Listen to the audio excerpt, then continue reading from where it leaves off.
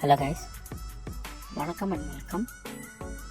நீங்கள் பார்த்துட்ருக்கிறது நம்ம hot chilli. இன்றைக்கி நம்ம யாரை பற்றி பார்க்க போகிறோம் அப்படின்னா, நம்ம இந்தியன் சினிமாவோட எக்ஸ்பிரஷன் குயின் அவங்கள பற்றி தான் நம்ம பார்க்க போகிறோம். யார் அப்படின்னா, வீடியோவிலே பார்த்துருப்பீங்க, நம்ம நஸ்ரியா நசீம் இவங்களை பற்றி தான் நம்ம பார்க்க போகிறோம். ஸோ நஸ்ரியா நசீம் இவங்களை பற்றி தெரியாதவங்க யாரும் இருக்க மாட்டாங்க. ஸோ இருந்தாலும் சொல்கிறேன், கேட்டுக்கோங்க. ஸோ அதுக்கு முன்னாடி வீடியோக்குள்ளே போகிறதுக்கு முன்னாடி நம்ம சேனலை லைக் பண்ணுங்கள், ஷேர் பண்ணுங்கள், மறக்காமல் சப்ஸ்கிரைப் பண்ணுங்கள். சரி, வாங்க வீடியோக்குள்ளே போகலாம். நஸ்ரியா நசீம் இவங்களை பற்றி சொல்லலாம் அப்படின்னா, இவங்க சினிமாவுக்கு வந்த புதுசில் வந்த உடனே ஒரு பீக்கில் இருந்த ஒரு நடிகை தான் நம்ம நஸ்ரியா நசீம். தமிழ் மட்டும் இல்லாமல் மலையாளம் இல்லாமல் தமிழ்லையும் அப்படி தான் சொல்லணும். ஏன்னா இவங்களுக்கு மலையாள லாங்குவேஜ், அதாவது மல்லூர் அவங்க ஸோ கேரளாவிலேருந்து நடிக்க வந்த ஒரு ஆக்டர் தான் நம்ம நஸ்ரியா நசீம். நடிப்பு அப்படின்றத விட இவங்களோட ஒரு எக்ஸ்பிரஷனும் செம்ம க்யூட்டாக தான் இருக்கணும் அப்படின்னு சொல்லி ஒரு பர்ஃபார்மன்ஸ் கொடுப்பாங்க. ஸோ அந்த பர்ஃபார்மன்ஸ்லேயே நம்ம தமிழ் பசங்கள்லாம் விழுந்துட்டாங்க. ஸோ அந்த மாதிரி ஒரு எக்ஸ்பிரஷனாக இருக்கும். ஒரு சின்ன சின்ன எக்ஸ்பிரஷன்லாம் நான் செம்ம க்யூட்டாக அழகாக பண்ணியிருப்பாங்க எல்லா படத்துலேயுமே. அப்போ இவங்களுக்கு ஒரு சின்ன சின்ன படங்கள் அமைந்தாலும் அந்த படங்கள் எல்லாமே வெற்றி படங்களாக மாறுறதுக்கான இவங்களும் ஒரு காரணம் சொல்லலாம். சின்ன வயசுலேயே இவங்களுக்கு கல்யாணமும் முடிஞ்சது. யாரு கூட அப்படின்னு பார்த்தீங்கன்னா, நம்ம இந்தியன் சினிமாவை ஒரு மிரட்டிக்கிட்டு இருக்கிற நம்ம ஃபஹத் ஃபாசில் தான். ஸோ இவங்க கல்யாணம் முடிக்கும்போது என்னடா இவனை போய் கல்யாணம் முடிக்கிறாங்க, அது இத்தனை வயசு இல்லைன்னு அப்படின்னு சொல்லி எல்லாம் கேலி பண்ணாங்க, நிறைய ட்ரோல் பண்ணாங்க. நஸ்ரியாவும் சரி ஃபஹத் ஃபாசிலையும் வச்சு செஞ்சாங்க. ஸோ காலப்போக்கில் ஃபஹத் ஃபாசில் எல்லாருக்கும் ஒரு நெத்தடி மாதிரி ஒரு பதிலடி கொடுத்தாரு. எதில் அப்படின்னு பார்த்தீங்கன்னா, நம்ம கும்பலகி நைட்ஸ் அப்படின்னு சொல்லி ஒரு படம் வந்துச்சு. அந்த படத்துக்கு அப்புறம் வந்த எல்லா படங்களுமே ஃபஹத் ஃபாசிலுக்கு ஒரு மிரட்டலான ஒரு சம்பவம் தான் நம்ம சொல்லணும். ஸோ அந்த மாதிரி வந்து விளையாடிருப்பார் சினிமாவில். இப்போ தமிழ், தெலுங்கு, கன்னடம் எல்லா லாங்குவேஜில் ஃபஹத் ஃபாசில் அப்படின்னு சொன்னால் தெரியாத ஆள் கிடையாது. ஃபஹத் ஃபாசில் ஒரு மெயின் வில்லனாக இப்போ இந்தியன் சினிமாவோட ஒரு வில்லனாக இருக்கார். வில்லன் மட்டும் இல்லாமல் அவர் ஒரு ஹீரோவும் கூட. ரெண்டு பேருமே ஹஸ்பண்ட் அண்ட் ஒய்ஃப், ரெண்டு பேருமே தமிழ், தெலுங்கு, மலையாளம் போன்ற லாங்குவேஜில் ஹிட்டு கொடுத்துட்ருக்காங்க. இப்போ நஸ்ரியா பார்த்தீங்கன்னா, நம்ம தமிழ் படத்தில் ராஜா ராணி, நேரம் ஒரு மலையாள படம் தான். நேரம் அப்படின்ற ஒரு மூவி ஒரு மலையாள படம், அதுக்கு தமிழ் கண்டென்ட் தான். நையாண்டி, ராஜா ராணி, திருமணம் இந்த மாதிரி அவங்க நடித்த எல்லா படங்களுமே நல்ல படங்கள்.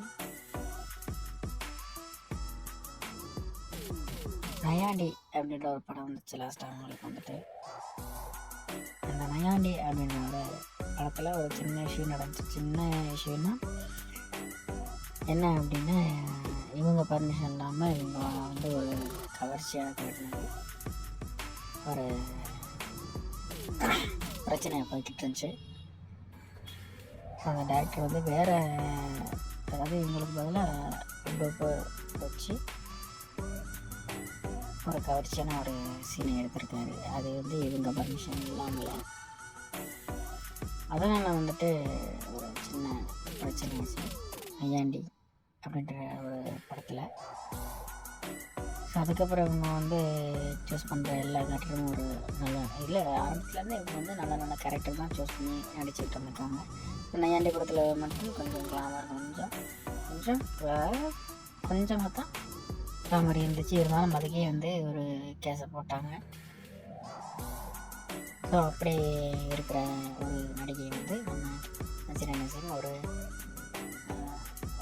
முஸ்லீம் பொண்ணுனாலே நம்ம தெரியல. முஸ்லீம் பொண்ணுல நம்ம இந்தியாவில் உள்ள எல்லா பொண்ணுங்களுமே கொஞ்சம் அடக்கொடக்கமான ஒரு பொண்ணுங்க தான். அதுவும் தமிழ்நாட்டு பொண்ணுன்னு சொல்லவே தேவையில்லை. ஸோ கேரளாவில் இது ஒரு பெரிய விஷயமே கிடையாது. ஸோ அவங்கவுங்க கேரக்டர் எப்படின்னு சொல்லி அவங்களுக்கு தெரியும். ஸோ அதே மாதிரி நஸ்ரியா நசீம் வந்து அவங்க பாயிண்ட் ஆஃப் வியூவில் கரெக்டாக இருக்காங்க. அவங்களோட முடிவு எடுக்கிறது வந்து அவங்க கரெக்டாக தெளிவாக இருக்காங்க. ஸோ அதனால தான் அந்த ஒரு பிரச்சனை நடந்திருக்குன்னு சொல்லி நான் நினைக்கிறேன். ஸோ அதுக்கப்புறம் அவங்களுக்கு வந்து தமிழ் சினிமாவில் பெரிய பட வாய்ப்புகள் ஒன்றும் வரலன்னு தான் சொல்லலாம். ஏன்னா அதுக்கப்புறம் தமிழ் படங்கள் வந்து நடிக்கலை. ராஜாராணி, இந்த நையாண்டி இந்த மாதிரி அதோட நிப்பாட்டிட்டாங்க. அதுக்கப்புறம் வந்து வந்த படங்கள் எல்லாமே கல்யாணத்துக்கு அப்புறம் வந்த படங்கள் தான். ஸோ கல்யாணத்துக்கு அப்புறம் ரொம்பவே நல்ல படங்கள் கொடுத்துருக்காங்க. ஹஸ்பண்ட் அண்ட் ஒய்ஃபே ட்ரான்ஸ் அப்படின்னு சொல்லி ஒரு படங்கள் நடிச்சிருந்தாங்க. கல்யாணத்துக்கு அப்புறம் இந்த ஆடு அப்புறம் படங்கள் இப்படி நிறைய விட்டுட்ருக்காங்க. ஸோ கல்யாணத்துக்கு முன்னாடி வந்து அந்த பிரச்சனை வந்ததுக்கப்புறம் கல்யாணம் முடிச்சிட்டாங்கன்னு நினைக்கிறேன். அதுக்கப்புறம் தான் ஒரு 2-3 வருஷம் வந்து கேப் போட்டாங்க. கல்யாணம் முடிஞ்சு குழந்தை ஆயிடுச்சு. அதுக்கப்புறம் ஒரு 2-3 வருஷம் கேப் போட்டனால நஸ்ரியா வந்து ஃபீல்ட் அவுட் ஆகிட்டாங்கன்னு சொல்லி நினச்சாங்க. இருந்தாலும் அந்த ஃபீல்ட் அவுட் அப்படின்றத உடச்சி மறுபடியும் உள்ளே வந்தவங்க தான் நம்ம நஸ்ரியா நசீம்.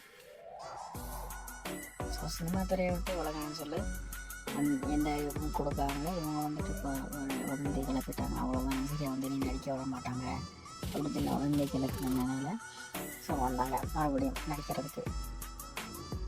அதுவும் தமிழ் படங்கள் ஒன்றும் கமிட் ஆகலை அப்படி தான் நான் நினைக்கிறேன். ஏன்னா வந்து மலையாள படங்கள் தான் தமிழில் ரீமேக் பண்ணி போட்டுட்ருக்காங்க, அதாவது டப்பிங் பண்ணி போட்டுட்ருக்காங்க.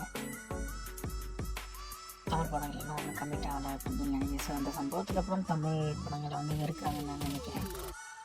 இருந்தாலும் தமிழில் வந்து நிறைய அவங்களுக்கு வந்து நிறைய நடிக்கணும் ஆசை இருக்குது. ஒரு இன்டர்வியூவில் கூட சொல்லியிருப்பாங்க, அஜித் சார் கூட நடிக்கணும் அப்படின்னு சொல்லி சொல்லியிருப்பாங்க. அஜித் சார், தளபதி இவங்க கூட நடிக்கணும்னு சொல்லியிருப்பாங்க. ஸோ அது மாதிரி தமிழ் படங்கள் வாய்ப்புகள் வந்தால் கண்டிப்பாக நடிப்பாங்கன்னு எதிர்பார்ப்போம்.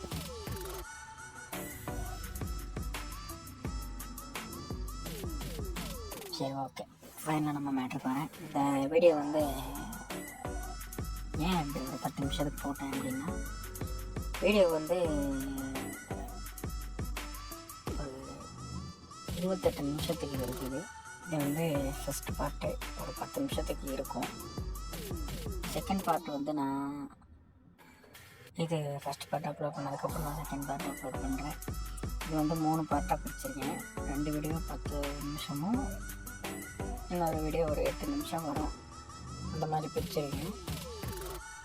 இது வந்து 3 பார்ட்டாக போடலான்னு சொல்லிட்டு ஒரு பிளானு. ஏன் வீடியோலாம் போடுறதுக்கு லேட் ஆச்சு அப்படின்னா, இந்த படத்தினுடைய ஒரு எடிட்டுக்காக தான் நம்ம வந்து ஒரு வாரம் கேப் விட்டோம். ஒரு 4 நாள் தான் கேப் விட்டுருக்கோம். 4 நாள் கேப் ஆகிடுச்சு. அதனால் ஒரு 3 பார்ட்டாக போட்டுடலான்னு சொல்லிட்டு இருக்கேன். இப்போ அடுத்த வீடியோ போய்கிட்டுருக்கு. இப்போ வந்து நிறைய வீடியோ வந்து ஒரு கிளியர் இல்லாமல் கிடைக்கிது, ஒரு நல்ல பிரிண்ட் இல்லாமல் கிடைக்கிது. அதனால் வந்து நிறைய பேர் ரிக்வெஸ்ட் வந்து நம்ம வந்து செய்ய முடியல. ஸோ யாரும் தப்பாக நினச்சிக்காதீங்க. நல்ல பிரிண்ட் கண்டிப்பாக வரும். அதில் வந்து எடிட் பண்ணி நான் வந்து அப்லோட் பண்ணுறேன். ஸோ வியூஸ் வந்து நமக்கு வந்து ரொம்ப டவுன் ஆகிடுச்சு. அது என்னன்னு தெரில. நீங்கள் வந்து ஷேர் பண்ணுங்கள், முடிஞ்ச அளவுக்கு ஷேர் பண்ணுங்கள். நிறைய டெலிகிராம் குரூப்லாம் ஷேர் பண்ணுங்கள். அந்த மாதிரி நிறைய குரூப் இருக்குது, அதெல்லாம் ஷேர் பண்ணுங்கள். ஸோ நம்ம சேனலை வந்து கொஞ்சம் க்ரோத் ஆகணும்னு சொல்லிட்டு கொஞ்சம் சப்போர்ட் பண்ணுங்கள். ஸோ இந்த வீடியோ உங்களுக்காக நன்றி, வணக்கம். மேலும் இதே வீடியோ ஒரு 2 பார்ட் இன்னும் இருக்குது. ஸோ இதோட அப்படி முடிஞ்சிச்சுன்னு சொல்லி நினைக்காதீங்க. எனக்கு வந்து அந்த படத்தில் உள்ள எல்லா கிளிப்புமே நான் வந்துட்டு ஃபுல் அண்ட் ஃபுல் போட்டிருக்கேன். ஸோ மறக்காமல் வெயிட் பண்ணுங்கள், நானும் மறக்காமல் அப்லோட் பண்ணுறேன். ஸோ நன்றி, வணக்கம். நீங்கள் அடுத்த வீடியோவில் சந்திக்கிறேன். நீங்கள் பார்த்துட்டு இருக்கிறது நம்ம ஹாட் ஷெல்.